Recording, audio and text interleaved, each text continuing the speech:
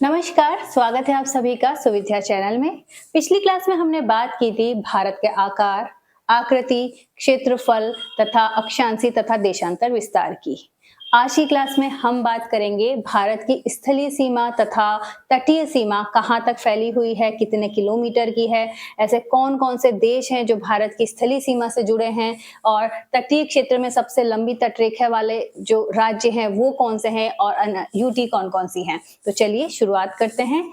अब अगर हम बात करें भारत की सीमा की तो इसे मुख्य रूप से दो भागों में बांट सकते हैं। एक तो स्थलीय सीमा, अगर आप देखेंगे कि भारत का जो नॉर्थ पोर्शन है वो पूरी तरीके से एक अलग-अलग जो अन्य राष्ट्र हैं उनसे भारत की सीमा लगती है। कुल 7 देशों से भारत की जो सीमा, उत्तरी भाग की जो सीमा है वो लगती है। और भारत का जो नीचे वाला पोर्शन आप देखेंगे जो कि किससे घिरा हुआ है, हिंद महासागर से घिरा हुआ है। तीनों जो दिशाएं हम कह सकते हैं कि हिंद महासागर से भारत की घिरी हुई हैं। तो उस आधार पर भारत की सीमा को दो भागों में बांट सकते हैं। एक है स्थलीय सीमा और दूसरी हो जाएगी कोस्टल लाइन रेंज। तो एक है terrestrial range and second will be coast line range. स्थलीय सीमा जो है वो 15,200 किलोमीटर तक फैली हुई है, जबकि तटीय सीमा की बात करें तो ये 7,516.6 किलोमीटर तक फैली है। एनसीईआरटी में लगभग लिखा हुआ है, क्योंकि अगर इसे भी दो भागों में बांट सकते हैं। एक तो मुख्य भूभाग जो मेनलैंड है वो अगर हम देखें, आइलैंड्स को ना लें तो वो है 6100 किलोमीटर के करीब, और अगर हम आइलैंड्स को भी मिला लें तो जो द्वीपों की जो सीमा है वो है लगभग 2094 किलोमीटर। अगर इन दोनों को जोड़ते हैं तो एग्जैक्ट ये किलोमीटर नहीं आता, लेकिन एनसीईआरटी की बुक्स में यही लिखा हुआ है तो आप इसे याद कर सकते हैं। तो कुल जो तटीय सीमा है वो है 7,516.6 किलोमीटर, जिसके अंतर्गत 9 राज्य तथा 4 केंद्र शासित प्रदेश आ जाते हैं। चलिए अब हम वापस बात करते हैं स्थलीय सीमा की। भारत की स्थलीय सीमा तो ठीक है, हमने बात कर ली 15,200 किलोमीटर है। अब कुछ जो अंतर्राष्ट्रीय रेखाएं हैं जिन्हें हम कह सकते हैं कि इंटरनेशनल लाइंस, जो कि अन्य देशों के साथ भारत की सीमा लगती है, तो उसमें 3 रेखाएं महत्वपूर्ण हैं। एक है डूरंड रेखा। डूरंड रेखा जो है 1983 में लगी थी, और ये जो है मुख्य रूप से भारत और अफगानिस्तान, भारत का बहुत ही मामूली सा भाग जो है इससे जुड़ा हुआ है। मुख्य रूप से इसकी अगर हम बात करें तो ये अफगानिस्तान और पाकिस्तान के मध्य की रेखा है, लेकिन लगभग जो पीओके वाला जो क्षेत्र है 106 किलोमीटर का, वहां पर डूरंड रेखा है। तो ये भारत के संदर्भ में बात करें तो भारत तथा अफगानिस्तान के मध्य, भारत तथा अफगानिस्तान के मध्य की ये इंटरनेशनल जो लाइन है उसे क्या कहते हैं, डूरंड रेखा कहते हैं। सेकंड अगर हम बात करते हैं रेडक्लिफ रेखा। रेडक्लिफ रेखा ये जो अंतरराष्ट्रीय लाइन है वो भारत तथा पाकिस्तान के मध्य है, रेडक्लिफ रेखा। प्लस आप ये भी याद रखें कि भारत जो था, जो बांग्लादेश था पहले, वो पूर्वी पाकिस्तान कहलाता था। तो बांग्लादेश और भारत के मध्य तथा भारत और पाकिस्तान के मध्य कौन सी रेखा है, रेडक्लिफ रेखा। तो यहां पर आप ध्यान रखें कि भारत प्लस पाकिस्तान और भारत प्लस बांग्लादेश, इनके मध्य कौन सी रेखा है, रेडक्लिफ रेखा है। तीसरी हम बात करते हैं मैकमोहन रेखा, जो कि भारत और चीन के मध्य है। भारत तथा चीन के मध्य जो एक अंतरराष्ट्रीय रेखा है उसे क्या कहा जाता है, मैकमोहन रेखा कहा जाता है। स्थलीय सीमा की अगर हम बात करें तो मैंने अभी आपको बताया था कि भारत की स्थलीय सीमा अन्य 7 राष्ट्रों से जुड़ी हुई है। तो वो 7 राष्ट्र कौन कौन से हैं, बांग्लादेश, चीन, पाकिस्तान, नेपाल, म्यांमार, भूटान और अफगानिस्तान।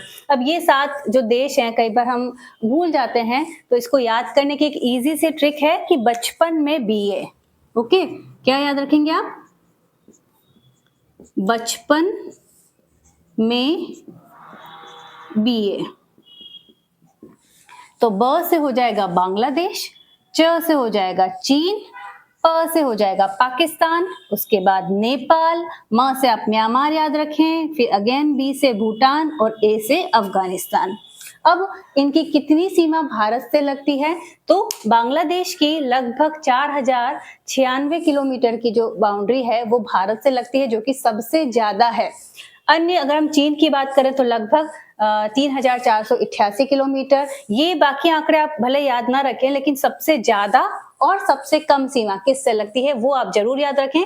तो भारत की सबसे ज्यादा सीमा बांग्लादेश के साथ और जो सबसे कम सीमा जो है वो अफगानिस्तान के साथ लगती है।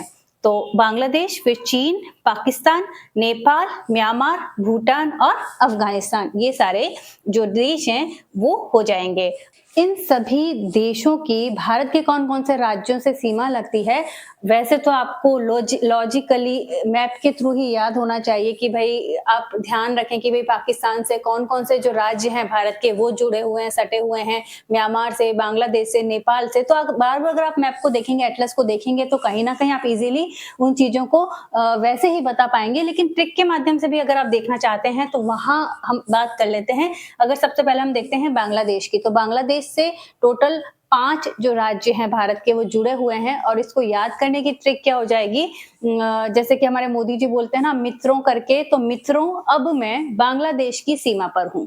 आप ऐसे इमेजिन कर सकते हैं कि हमारे जो पीएम साहब हैं वो बांग्लादेश हैं और वो कह रहे हैं मित्रों अब मैं बांग्लादेश की सीमा पर हूँ। मित्रों अब मैं, तो मुख्य तो यही है लाइन, मित्रों अब मैं बांग्लादेश की सीमा पर हूँ। ये आप एज इट इज पूरा याद करने के हिसाब से कर सकते हैं। अब मी से क्या हो जाएगा यहाँ पे, अब आप देखिए यहाँ पर हम बांग्लादेश की तरफ आ जाते हैं। तो बांग्लादेश की अगर हम बात करें तो देखिए ये बांग्लादेश, तो एक तो मिजोरम हो जाएगा, फिर मित्रों त्र हो जाएगा त्रिपुरा, अब मैं अ से हो जाएगा हमारे ये असम वाला क्षेत्र, अब ब से हो जाएगा वेस्ट बंगाल वाला, और मित्रों अब मैं से हो जाएगा मेघालय। तो ये जो 5 राज्य हैं वो किससे जुड़े हुए हैं, बांग्लादेश से जुड़े हुए हैं। तो मित्रों अब मैं, इससे आप याद कर सकते हैं मिजोरम, त्रिपुरा, असम, पश्चिमी बंगाल और क्या हो जाएगा एक मेघालय। ये सारी चीजें 5 जो नाम हैं वो आप याद कर सकते हैं। उसके बाद अगर हम बात करते हैं चीन की, तो चीन की कुल कितनी सीमा भारत से लग रही है, 3488 किलोमीटर के करीब। और इसको याद करने की सिंपल सी ट्रिक है, आप याद कर लें, चीन में कौन गई है, शालू। चीन में कौन गई है, शालू गई है। अब देखते हैं हम चाइना की अगर हम बात करते हैं तो ये चाइना, और शालू याद करना है तो एस से आप याद कर लें सिक्किम, फिर एच से वैसे तो आप ऐसे ही याद कर सकते हैं कि भाई लद्दाख वाला पोर्शन, फिर हिमाचल प्रदेश, फिर उत्तराखंड, सिक्किम, अरुणाचल प्रदेश, ये सारी जो बाउंड्रीज हैं वो किससे जुड़ रही हैं, चाइना से जुड़ रही हैं। लेकिन जो ट्रिक के माध्यम से हम देख रहे हैं तो एस से हो जाएगा सिक्किम, फिर एच हमारा हिमाचल प्रदेश हो जाएगा, फिर ए से हमारा अरुणाचल प्रदेश हो जाएगा, फिर एल से हमारा लद्दाख हो जाएगा एंड यू से हमारा उत्तराखंड हो जाएगा।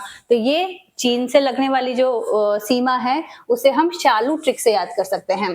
तीसरा आ जाएगा हमारा पाकिस्तान। पाकिस्तान तो क्या है, पागल ही है, तो पागल राज से हम पाकिस्तान याद कर सकते हैं। किससे, पागल राज।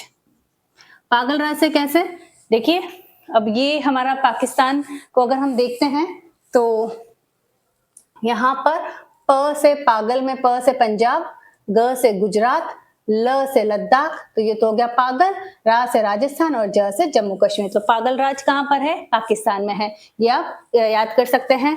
चौथा हम देख लेते हैं नेपाल। चौथा क्या हो जाएगा, नेपाल। नेपाल जो है आप उसे याद रखें कि ये 5 अक्षर का है नेपाल, और नेपाल को क्या याद करेंगे, बहुत ही सिंपल सी ट्रिक है इसमें। नेपाल जाने का जो मैं उत्तर प्रदेश तो आता ही है ना, तो यूपी की बस से हम नेपाल गए, ये रहा उत्तर प्रदेश, तो यूपी की बस से आप कहाँ जा रहे हो, नेपाल जा रहे हो, तो यूपी बस, यूपी की बस, या इस तरीके से कुछ भी आप याद करें, यूपी बस। तो एक यू तो उत्तराखंड के लिए आ जाएगा और एक यू उत्तर प्रदेश के लिए आ जाएगा। अब आप दूसरी चीजें देखिए कि हम नेपाल में क्या क्या है, यू हो गया, फिर एक और यू हो जाएगा, फिर BUS, तो एक हो जाएगा आपका बिहार हो जाएगा, और क्या बचा अब, एक हो जाएगा आपका पश्चिमी बंगाल, और तीसरा एस से क्या हो जाएगा आपका, सिक्किम हो जाएगा। तो ये हो जाएंगे नेपाल से जुड़ने वाले जो राज्य हैं वो आ जाएंगे। अब अगला है म्यांमार। म्यांमार में ध्यान रखें, एक सिंपल सी ट्रिक है कि अरुण जो है नागमणि से मजे मारे। अरुण नागमणि से मजे मारे। भाई अरुण के पास क्या आ गई है, नागमणि आ गई है और वो उससे मजे मार रहा है। तो मारे से तो आपको याद हो जाएगा कि म्यांमार की बात चल रही है। मारे से आपको याद हो जाएगा कि म्यांमार की बात चल रही है। अरुण से अरुणाचल प्रदेश, नाग से नागालैंड, मणि से मणिपुर और मिजोरम। तो ये जो क्षेत्र हैं वो म्यांमार से जुड़े हुए हैं। उसके बाद हम बात करते हैं भूटान। तो भूटान तो क्या है, पास हो गया है। भूटान PAAS से याद रखें, PAAS। तो आप देखिए भूटान PAAS से किस प्रकार से ट्रिक होगी। और अफगानिस्तान से भारत का कौन सा भाग जुड़ा हुआ है, लद्दाख वाला क्षेत्र जुड़ा हुआ है। तो इस प्रकार से आप कुछ ट्रिक्स बना के भी याद कर सकते हैं और बार बार एटलस को देखकर भी इन क्षेत्रों की जो सीमाएं हैं उन्हें याद कर सकते हैं। तो ये तो हमने मोटी मोटी स्थलीय सीमा की बात की। अब अगर हम बात करते हैं तटीय सीमा की, तो तटीय सीमा में याद रखें कि अगर सबसे लंबी तटरेखा की बात करें, अगर आइलैंड्स को भी मिला लेते हैं तो अंडमान निकोबार की जो तटरेखा है वो सबसे लंबी है। किसकी है, अंडमान और निकोबार की तटरेखा सबसे लंबी है। मुख्य भूभाग में देखा जाए, मुख्य भूभाग में गुजरात की तटरेखा जो है वो सबसे लंबी है।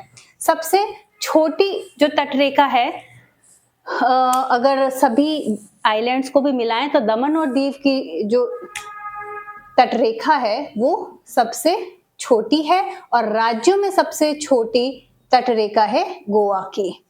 तो ये एक इम्पॉर्टेंट बात हो जाएगी स्थलीय सीमा और तटीय सीमा से संबंधित। अब हम बात करते हैं सागरीय विस्तार की, सी एक्सटेंशन। सी एक्सटेंशन जो है वो UN क्लॉज के आधार पर आधारित होता है। 1982 में एक United Nation Convention on Laws of Sea जो था, एक सम्मेलन हुआ था जिसमें कोई भी कंट्री के पास अगर कोई समुद्री क्षेत्र है तो उस पर अधिकार से संबंधित जो कानून है वो UN क्लॉज के द्वारा बनाए गए हैं। और उसी आधार पर हम भारत की अगर बात करते हैं तो 5 मुख्य जोन्स में से डिवाइड किया गया है। तो अगर देखिए भारत की जो ये हम देख सकते हैं कि जो साउथ वाला पोर्शन है जो कि तटीय क्षेत्र जो है समुद्र से घिरा हुआ है, भारत का जो ये भाग है, एक तरफ अरब सागर है, इधर बे ऑफ बंगाल है। तो यहाँ पर अगर आप देखोगे तो ऐसा नहीं कि भाई एकदम स्ट्रेट लाइन है, कुछ भाग समुद्र के अंदर है, कुछ समुद्र से निकला हुआ है। तो जिगजैग तरीके का जो लाइन है हम कह सकते हैं कि वो उससे भारत की जो बाउंड्री बनी हुई है। तो ये अगर हम एक इमेजिनरी लाइन, काल्पनिक रेखा बनाते हैं जो कि स्ट्रेट लाइन भाई इस तरह का है, लेकिन हमने एक काल्पनिक लाइन बनाई जो कि लगभग जो जल है कहीं उसमें अंदर आ रहा है लेकिन हमने बाहर में स्थलीय भाग को मिला लिया है। तो ये वाला जो क्षेत्र होगा जहाँ पर कुछ भाग स्थलीय है और कुछ जलीय क्षेत्र है, वो क्या कहलाता है, वो कहलाता है आंतरिक जल। और इस आंतरिक जल वाला जो क्षेत्र होता है उस पर भारत का संपूर्ण अधिकार है। ओके, इस क्षेत्र में भारत का संपूर्ण प्रभुत्व होगा, संप्रभुत्व होगा और इसे क्या कहा गया है, आंतरिक जल कहा गया है। दूसरी बात आप ये याद रखें कि जब भी हम समुद्री विस्तार की बात करते हैं तो इसे किलोमीटर में नहीं नापेंगे, इसे नॉटिकल माइल में नापा जाएगा। और 1 nautical mile is equal to 1.852 kilometre होता है। तो अगर हम इसकी बात करते हैं तो नॉटिकल माइल के रूप में अगर भारत की जो ये बेस लाइन है उससे 12 नॉटिकल माइल तक का जो क्षेत्र है वो कहलाता है टेरेस्ट्रियल सी, सीमावर्ती क्षेत्र। और सीमावर्ती जो क्षेत्र है उसके अंतर्गत भारत का एकाधिकार है, लेकिन निर्दोष गमन की अनुमति दी जाइए। अगर कोई गलती से किसी और देश का जहाज आ गया है तो निर्दोष गमन की अनुमति जो है वो भारत देगा। ये है टेरेस्ट्रियल सी वाला एरिया जो कि 12 नॉटिकल माइल तक का क्षेत्र होगा। उसके बाद अगर बाहर की हम बात करें, 24 नॉटिकल माइल का जो क्षेत्र होता है उसे कहा जाता है संलग्न क्षेत्र। ये जो संलग्न क्षेत्र है इस पर भारत को वित्तीय अधिकार है, सीमा शुल्क या वसूली से संबंधित अधिकार जो है वो है, कॉन्टिजियस सी कहा जाएगा इसे। तीसरा बहुत ही इंपॉर्टेंट है अनन्य आर्थिक क्षेत्र। एक्सक्लूसिव इकोनॉमिक जोन, और यहाँ पर भारत को वैज्ञानिक अनुसंधान करने का और जो मूंगे मोती ये जो निकालने का या फिर मछलियाँ जो व्यापार किया जाता है, वो सारे अधिकार जो हैं वो अनन्य आर्थिक क्षेत्र में, मतलब अर्थव्यवस्था या आर्थिक क्षेत्र से संबंधित है, जबकि यहाँ पर वित्तीय अधिकार है, यहाँ पर आर्थिक अधिकार जो है वो भारत को मिले हुए हैं। और उससे जो बाहर का 200 नॉटिकल माइल से जो बाहर का जो भाग है वो क्या कहलाएगा, हाई सी, उच्च सागर, जिसमें भारत को किसी भी प्रकार का एकाधिकार नहीं मिला हुआ है। जैसे जैसे हम इस बेस लाइन से हम बाहर की ओर आएंगे ना, तो भारत का जो अधिकार वाली जो बात है वो धीरे धीरे क्या होगी, कम होती जाएगी। तो ये चीज़ आप याद रखें। ये है समुद्री विस्तार। इस आधार पर मुख्य 5 जोन है। पहला हो जाएगा आंतरिक भाग, उसके बाद हो जाएगा सीमावर्ती सागर, उसके बाद संलग्न क्षेत्र, और उसके बाद अनन्य आर्थिक, और लास्ट में हो जाएगा उच्च सागर, जो कि किसी भी राष्ट्रीय अधिकार से परे वाला क्षेत्र होगा। तो ये कुछ महत्वपूर्ण बातें हमने आज की क्लास में की। अब आप एक ये चीज़ बताएं कि भारत में जो ये तटीय सीमा जो है वो होने से भारत को क्या क्या एडवांटेज हैं और वो होने से क्या क्या नुकसान है, तो इसे कमेंट करके ज़रूर बताइएगा। बहुत बहुत धन्यवाद।